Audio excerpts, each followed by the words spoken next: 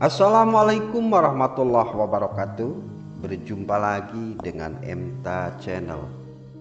Cara mudah membaca pikiran orang lain, sadar atau tidak, sebenarnya keadaan kita yang tidak peka terhadap sesuatu keadaan adalah salah satu faktor yang bisa membuat kita terjebak dalam keadaan yang tak begitu menguntungkan.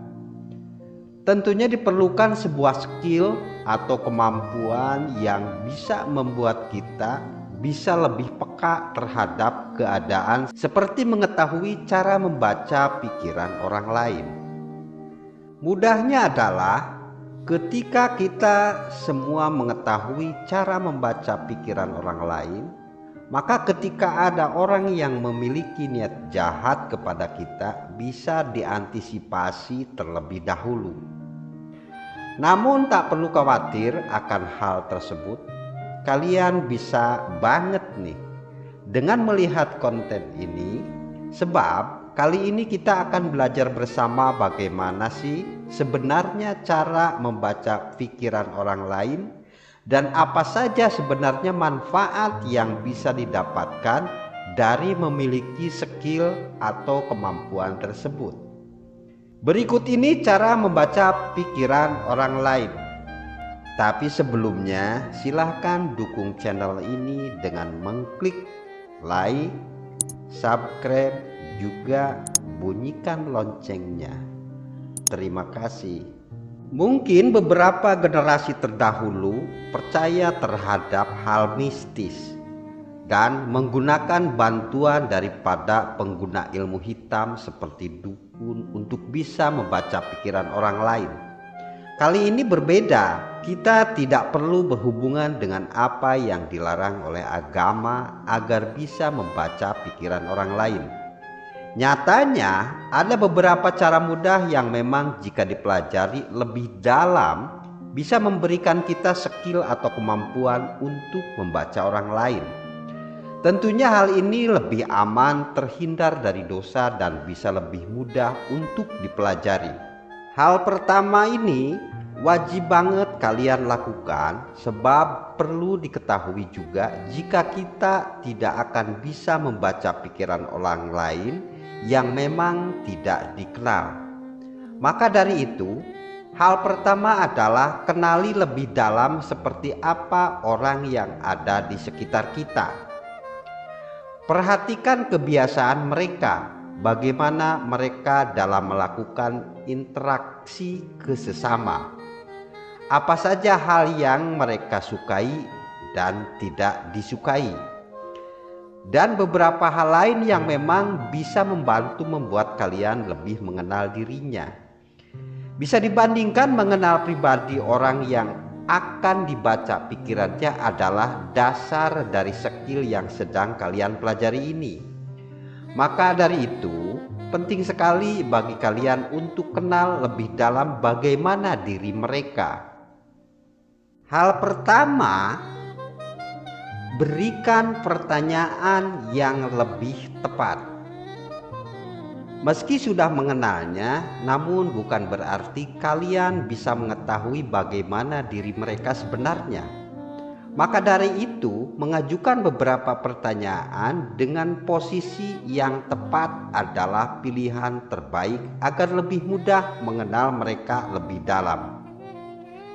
Seperti yang dijelaskan tadi, jika mengenal orang lain lebih dalam juga akan membantumu dalam proses memperkuat skill atau kemampuan membaca pikiran orang. Jadi berikan pertanyaan yang bisa memberikan informasi lebih dalam pada diri mereka. Sebisa mungkin gali apa yang memang dibutuhkan sebagai informasi. Sebagai contohnya adalah lebih baik kalian menanyakan hal apa yang dilakukan beberapa hari terakhir daripada menanyakan bagaimana keadaan keluarganya. Memang benar, tak ada salahnya jika kalian ingin menanyakan bagaimana kabar keluarga mereka. Namun jawabannya dari mereka akan bersifat umum. Untuk itu, agar bisa menggali kejawaban yang lebih khusus, tentunya diperlukan pertanyaan yang lebih spesifik. Nomor 2, perhatikan perubahan perilaku.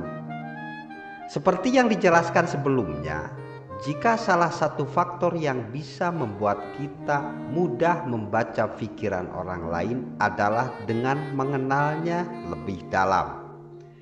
Tentunya, jika kita sudah mengenal orang tersebut, akan lebih mudah mengetahui seperti perilaku yang mereka lakukan. Ternyata, perubahan perilaku dari orang yang ingin kita baca pikirannya adalah juga menjadi salah satu faktor penting. Pasalnya, dari perubahan perilaku ini akan lebih mempermudah kita dalam membaca pikiran orang tersebut. Akan tetapi, kalian juga harus tahu, jika tidak akan ada sebuah jawaban ketika kalian mengajukan sebuah pertanyaan, "Kamu kenapa?" atau "Kamu sedang memiliki masalah apa?" Sebab kebanyakan dari mereka akan selalu menutupi apa yang memang menjadi faktor perubahan perilakunya. Jika memang kalian selalu melakukan interaksi dengan mereka secara rutin, maka akan semakin cepat dan lebih mudah untuk mengetahui kondisi mereka ketika ada perubahan perilaku yang dialaminya. Pelajari bahasa tubuh. Bahasa tubuh seseorang bisa menjadi salah satu bentuk refleksi jujur dari orang tersebut. Bahkan, bahasa tubuh seseorang juga bisa menjadi metode bercerita secara tidak langsung. Sebagai contohnya adalah ketika seseorang merasa tidak nyaman, tubuh dari orang tersebut akan lebih condong terhadap kalian. Nomor 2, ketika duduk bersama, mereka lebih merasa santai dan rileks. Nomor 3, ketika sedang duduk bersama, mereka akan berani melakukan kontak mata dengan Anda.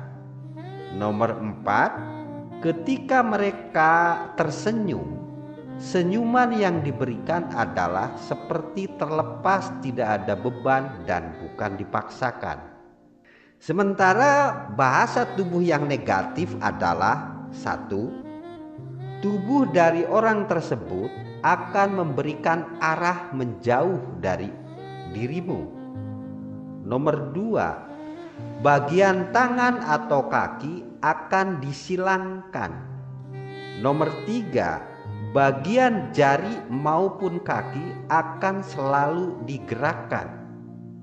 Nomor 4, ketika kalian sedang proses berbicara, maka mereka akan berusaha untuk memalingkan wajah. Sekian untuk episode pertama. Jika kalian tertarik untuk mempelajari lebih jauh, silahkan tulis di kolom komentar. Apabila Anda berniat untuk mempelajari lebih dalam lagi, kami MTA Channel akan membuat episode berikutnya. Terima kasih.